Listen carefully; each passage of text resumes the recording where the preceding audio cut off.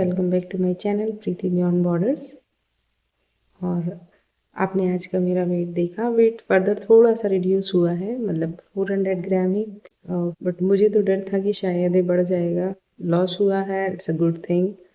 और कल देखते हैं कैसा होता है।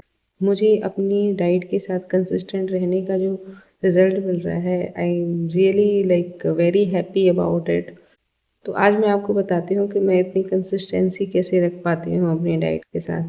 देखिए, डाइट या फिर कोई भी आपकी वेट लॉस जर्नी हो, या फिर कोई और काम जो आप अपनी लाइफ में कर रहे हो, कोई नई चीज़ें स्टार्ट की हो, उसमें कंसिस्टेंट बने रहने के लिए you should be very clear about your why, like why you want to do that. जैसे कि वेट लॉस जर्नी को ही ले लें।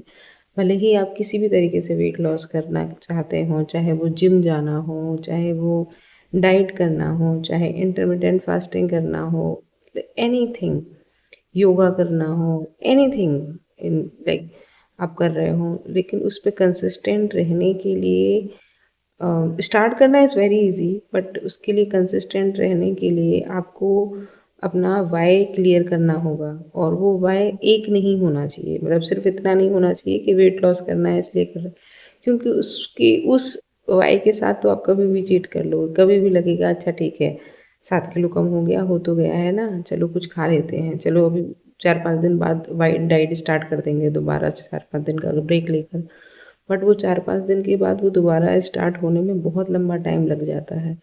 आज वो होता है ना कि आज के लिए सो कल करे सो परसों, और फिर वो निकल जाता है कि एक एक दिन करके आपका कब डिले हो जाता है आपको पता भी नहीं चलता। तो जैसे कि मैंने डिसाइड किया है, मेरा एक बाय तो यही है कि मेरी हेल्थ इश्यूज़, और मुझे बहुत स्ट्रांगली इस चीज़ से बाहर निकलना है। जो मेडिकेशन है, या फिर जो जैसे मुझे सर्वाइकल का इशू होता है, ये सारे जो पेन हैं, मुझे एंकल पेन होता है, या फिर लोअर बैक पेन है, और या फिर स्किन पर भी मुझे थोड़ा रैसेस वगैरह आना स्टार्ट हुए हैं जब मेरा मतलब वेट बढ़ा। तो वो सारी चीज़ें लाइक हर तरह से ये मुझे नुकसान पहुंचा रहा था, डर्मेटोलॉजिकली, फिर फिज़िकली भी, कहीं ना कहीं मेंटली भी, क्योंकि जब आपका वेट इतना बड़ा है तो मेंटली भी यू आर गेटिंग हैम्पर्ड।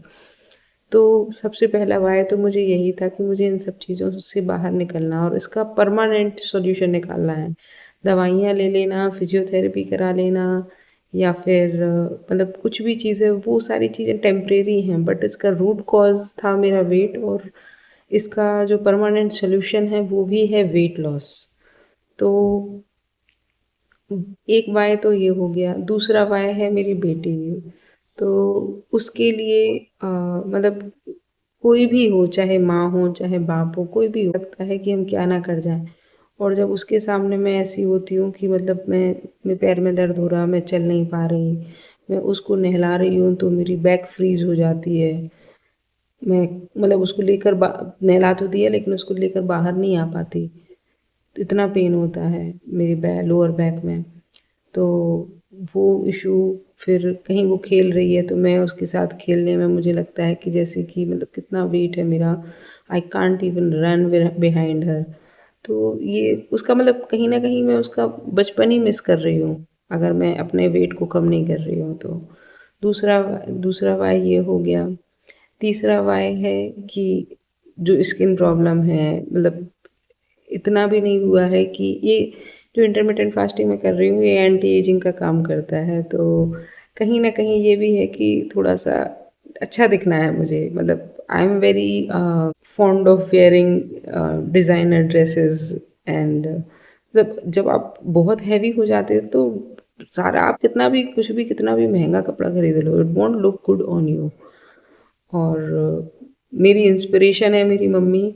उन्होंने तो हमेशा से अपना वेट कंसिस्टेंट, मतलब 45 और 44 के बीच में ही मेंटेन करके रखा हुआ है। तो उनको देखकर मैं इंस्पायर होती हूँ कि मतलब कुछ तो थोड़ा सा मुझे भी करना चाहिए। तो टेकिंग इंस्पिरेशन फ्रॉम हर, और थोड़ा सा ड्रेसेस में अच्छा दिखना चाहती हूँ, मेरा लालच है ये। और मैं चाहती हूँ कि as I have told you all before also कि I am a biggest foodie. तो मैं चाहती हूँ कि मैं एक ऐसा अपने वेट पर पहुँच जाऊँ कि मैं ये जो मुझे मन करता है, जो खाना है, जो भी है, वो मैं गिल्ट फ्री एन्जॉय कर सकूँ। फिर और सबसे बड़ी बात, जब ये सारी चीज़ों को भी साइड में रख दो, तो सबसे बड़ा है आपका मेंटल पीस। मेंटल पीस बहुत ज़रूरी है और मुझे पता है कि with this weight I am not, मतलब still I have not accepted myself like this कि मेरा वेट इतना बढ़ गया है। 3 साल हो गए मेरे वेट को बढ़े हुए, बट ये वो एक्सेप्टेंस कभी आया ही नहीं। कोई दूसरा क्या मुझे एक्सेप्ट करेगा, मुझे एक्सेप्टेंस नहीं आया अपनी बॉडी को। हाँ, जिन लोगों का, ऐसा नहीं कहूँगी, I am not doing like body shaming और एनीथिंग। जो लोग हैं, they have like they are in big size and वो अपनी मतलब हेल्दी लाइफ जी रहे हैं, तो they are comfortable with their body. But मैं ना तो हेल्दी लाइफस्टाइल जी रही थी और ना ही मैं कंफर्टेबल थी with this much like wearing double XL. मुझे कपड़े ऑर्डर करने का ही मन नहीं करता है अपने लिए।